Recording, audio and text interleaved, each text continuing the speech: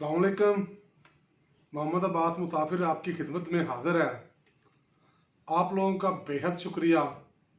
आप मुझे सपोर्ट करते हैं, कमेंट्स करते हैं, कॉल्स करते हैं, व्हाट्सअप मैसेज करते हैं और मेरे चैनल को देखते हैं। हालांकि मेरी वीडियोस को इतनी ख़ास नहीं होती, ये सब आपकी मोहब्बत और आला तरफ़ी है। आपका बेहद शुक्रिया, मुझे ऐसे ही सपोर्ट करते रहें।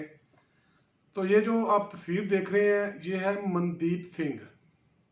चुपकी गाँव है इनका, लुधियाने में।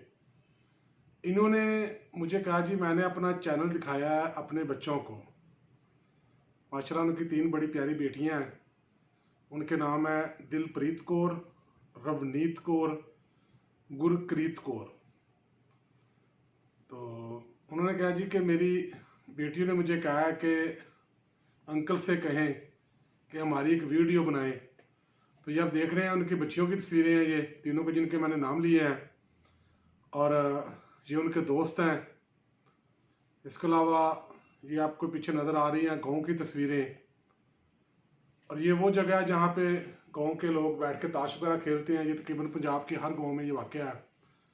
क्योंकि अब उन दोस्तों से मादरत जिनको पंजाबी नहीं आती, मैं थोड़ी जी गल पंजाबी च करांगा।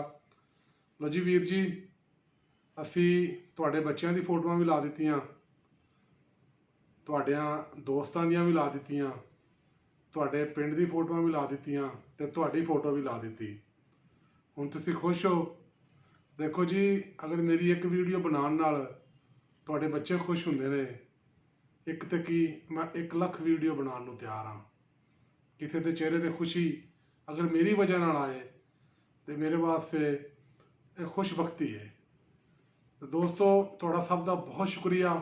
तुसीं मैनूं सपोर्ट करदे हो, मेरे चैनल नूं वेखदे हो।